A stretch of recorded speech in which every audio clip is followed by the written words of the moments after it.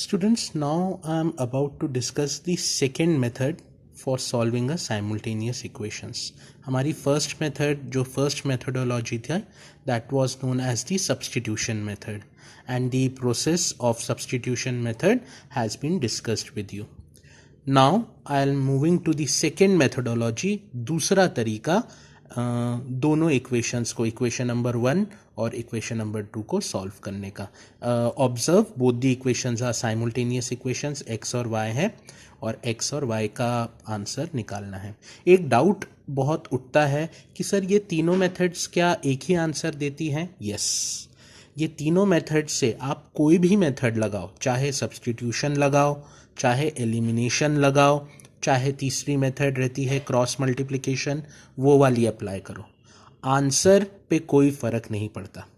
सिर्फ तीनों का करने का तरीका अलग अलग है, लेकिन जो फाइनल आंसर आएगा, आंसर पे तीनों मेथड्स, अगर किसी तीन अलग अलग ABC स्टूडेंट्स ने तीनों अलग अलग ने मेथड निकाली है, तो जो फाइनल आंसर आएगा वो तीनों का एक जैसा ही आएगा. फाइनल आंसर पे फ़र्क नहीं है, सिर्फ मेथडोलॉजी पे फ़र्क है. Okay, so I'm discussing the second methodology, that is the elimination method with you all now. Please see to it how it works.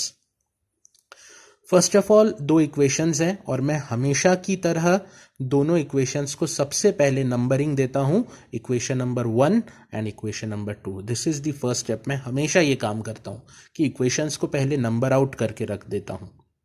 ठीक है. जब आप एलिमिनेशन मेथड अप्लाई करते हैं, एलिमिनेशन का मतलब रहता है हटाना, कुछ हटाना. एलिमिनेशन वर्ड का मतलब रहता है हटाना.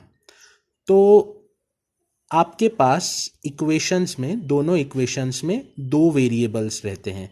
एक तो रहता है वेरिएबल x और एक रहता है वेरिएबल y.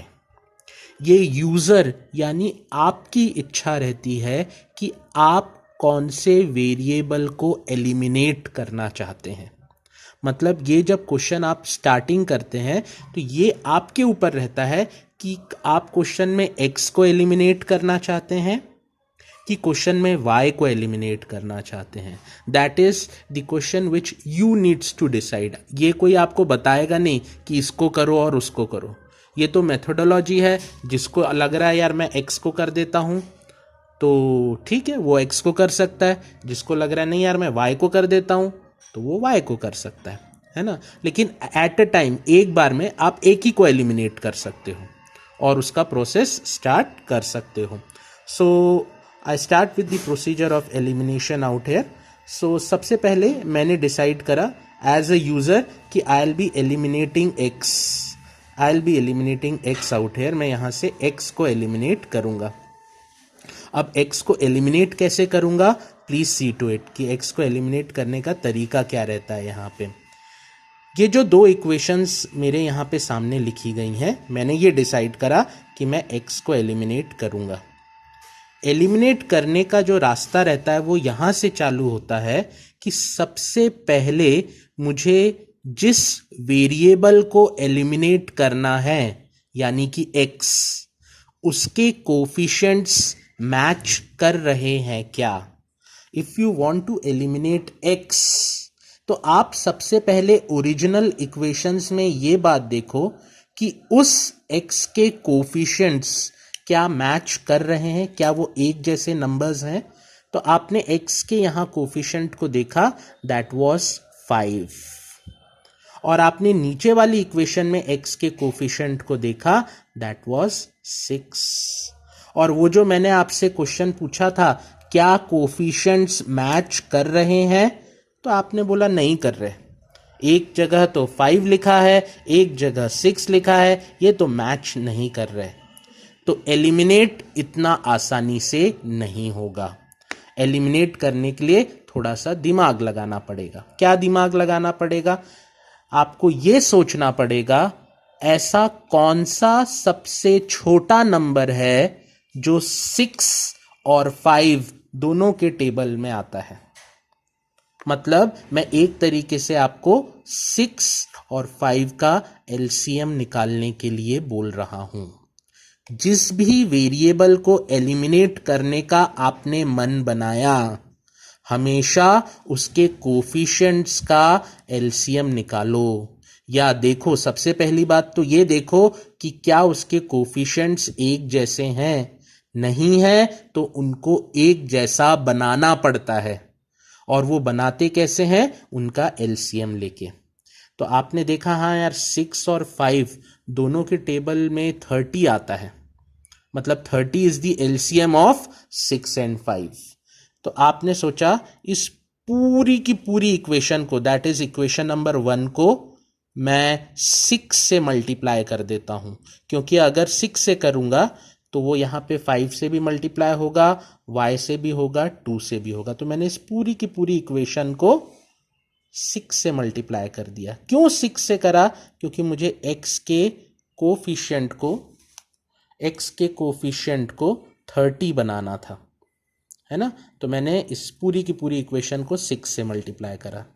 ये करा, ये देखो, 6 into 5x plus y is equals to 2। Similarly जो सेकेंड इक्वेशन थी, उस पूरी की पूरी इक्वेशन को मैंने 5 से मल्टीप्लाई कर दिया। क्यों करा? क्योंकि मुझे ये x के सामने 30 चाहिए था। और x के ही सामने क्यों? क्योंकि मैं x को एलिमिनेट कर रहा था। अगर मैं y को कर रहा होता तो मैं y के आगे की चीज देखता, लेकिन अभी मैं y को हाथ भी नहीं लगाया हूं। y जैसा है एज इट इज है, y को बिल्कुल भी हाथ नहीं लगाना है, सोचना ही नहीं है उसके बारे में कुछ। आपको सिर्फ x के बारे में सोचना है। क्यों? क्योंकि आपने डिसाइड करा है कि मैं एलिमिनेट कर रहा हूं x को।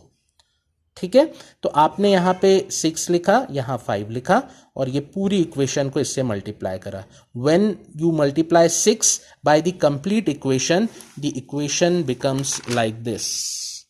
These two equations gets modified in this manner.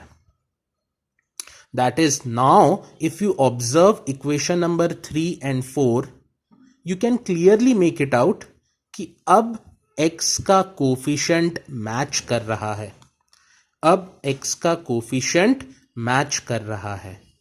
फिर काम अभी खत्म नहीं होता, 2 बातें पूरी करनी पड़ती है। अगर एलिमिनेशन मेथड लगानी है तो 2 बातें पूरी करनी पड़ती है। पहली बात, कोफिशिएंट मैच करो, वो मैंने कर दिया।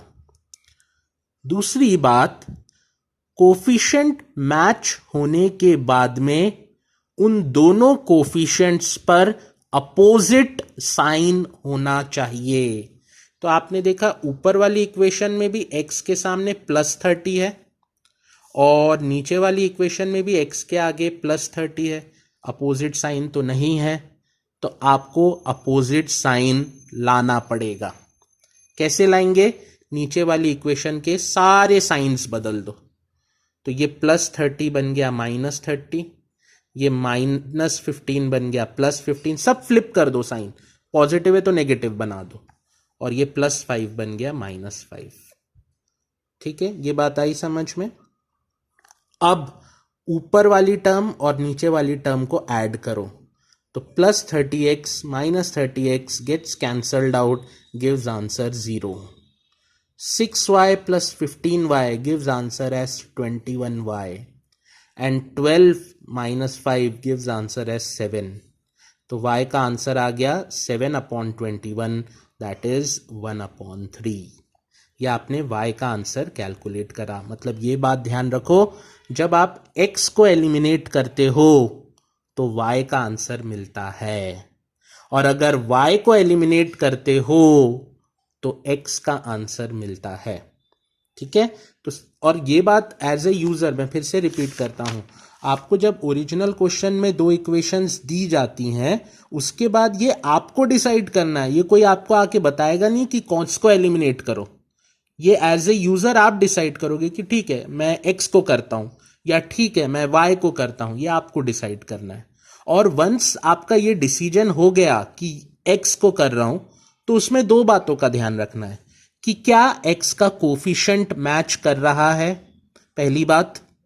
दूसरी बात, क्या वो कोफिशिएंट मैच करने के बाद में उन दोनों कोफिशिएंट्स पे अपोजिट साइन है, मतलब एक पे प्लस और एक पे माइनस होना चाहिए, अपोजिट होने चाहिए उस x के कोफिशिएंट के साइन। कोफिशिएंट भी मैच करना चाहिए और मैच करने के बाद में उसमें अपोजिट साइंस भी होने चाहिए, ये दोनों बातें होनी चाहिए।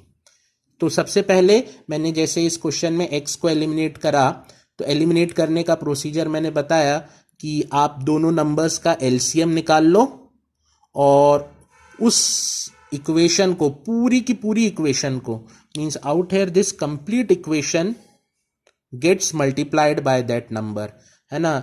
6 और 5 का एलसीएम आता है 30। 5 को काय से मल्टीप्लाई करूं कि 30 बनेगा? 6 से।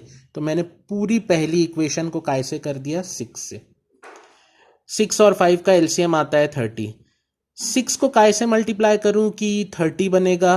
तो मैंने पूरी की पूरी इक्वेशन को मल्टीप्लाई कर दिया 5 से। Hence, the equation gets modified and it looks like this. उसके बाद मैंने सेकेंड बात देखी, क्या x का कोफिशिएंट मैच कर रहा था? मैंने बोला हाँ यार कर रहा था। फिर मैंने देखा क्या x के कोफिशिएंट्स जो मैच कर रहे थे are they with opposite sign? तो मैंने बोला नहीं, यहां पे भी प्लस है और यहां नीचे भी प्लस है। तो मैंने नीचे वाली इक्वेशन के सारे साइंस फ्लिप कर दिए, मतलब चेंज कर दिए। प्लस था तो माइनस बना दिया, माइनस था तो प्लस बना दिया, प्लस था तो माइनस बना दिया, माइनस था तो प्लस बना दिया, प्लस था तो माइनस बना दिया। और ऐसा करने के बाद एडिशन कर लिया। 30 का माइनस 30 में करा, 6y का 15y में करा, और ऐसे y का आंसर मेरे पास निकल कर आ गया 1/y। अब ऐसा कोई और मुझसे बोल सकता है सर मेरे को x को नहीं करना था, मुझे y को करना था एलिमिनेट। तो भाई ठीक है, आपको y को करना था तो आप दोनों इक्वेशंस फिर से लिखो जो ओरिजिनल दी गई थी, और फिर आप देखो यहां y का कोफिशिएंट है 1 और यहां y का कोफिशिएंट है 3। 1 और 3 का एलसीएम कितना आता है? 3। तो ऑलरेडी सेकेंड इक्वेशन में y के आगे तो 3 है, तो उसको तो मल्टीप्लाई कुछ करने की ज़रूरत नहीं, आपको सिर्फ फर्स्ट इक्वेशन को मल्टीप्लाई करना पड़ेगा, और वो भी काय से करना पड़ेगा? 3 से, क्योंकि आपका एलसीएम आता है 3। तो आपने पूरी की पूरी फर्स्ट इक्वेशन को 3 से मल्टीप्लाई करा। ये देखिए, ये फर्स्ट इक्वेशन को 3 से मल्टीप्लाई करा, है ना। सो जैसे ही आपने, और सेकेंड इक्वेशन को तो 1 से ही कर दूंगा क्योंकि 3 से करने की ज़रूरत नहीं, ऑलरेडी 3 है। तो सेकेंड इक्वेशन को 1 से मल्टीप्लाई करा। Is that clear? और जैसे ही ये मल्टीप्लीकेशन करा, इट लुक्स लाइक दिस।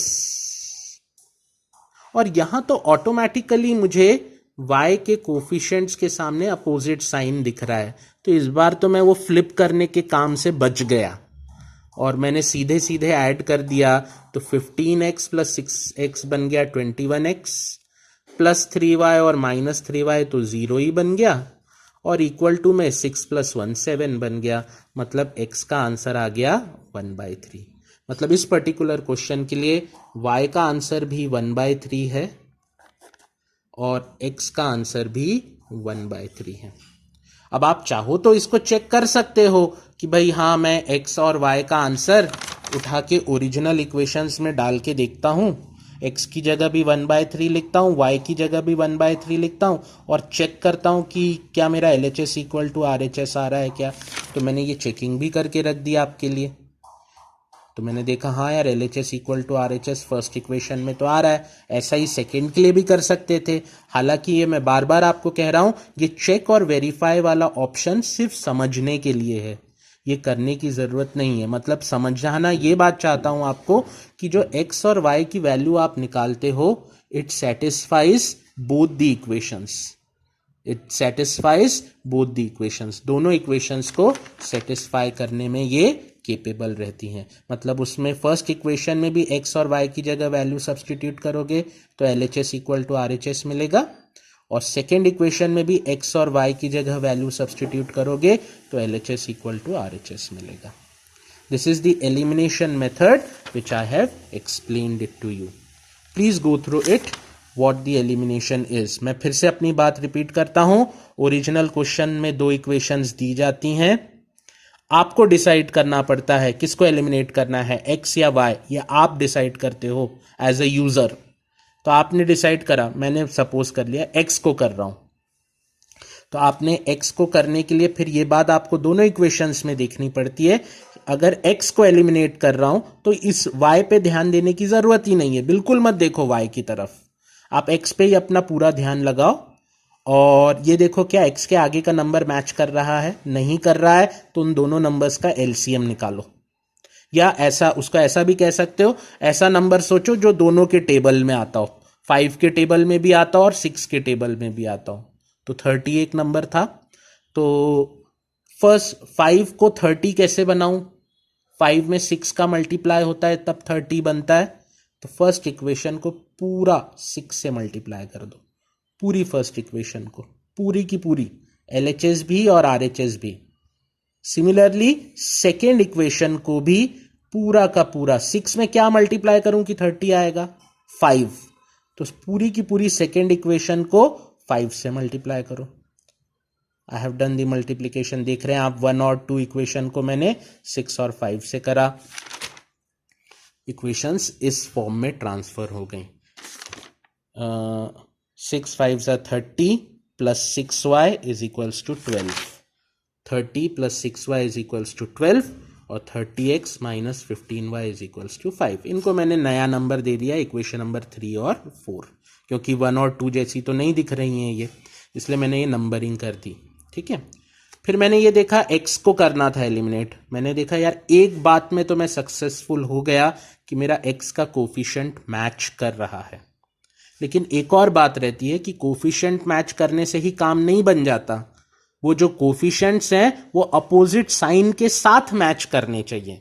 तो यहाँ +30 है, यहाँ पे भी +30 है, तो मैंने नीचे वाली इक्वेशन में साइंस फ्लिप कर दिए, प्लस के माइनस बना दिए।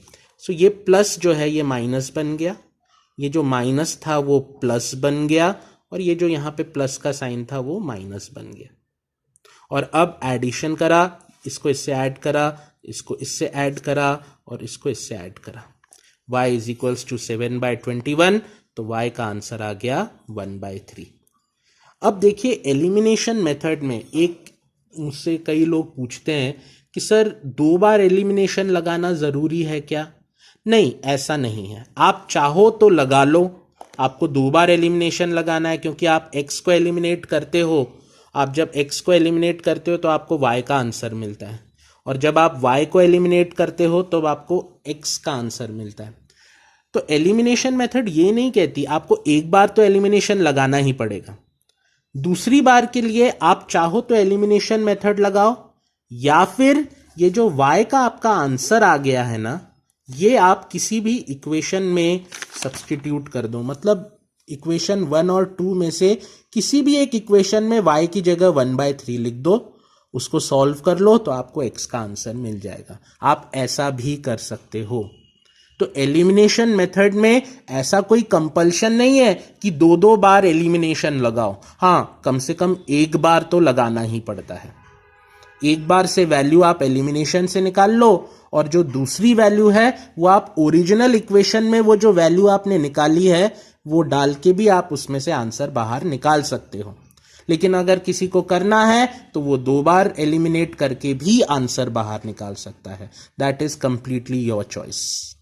Okay, so please go through this, and if you have doubt you can ask your respective teachers in that case.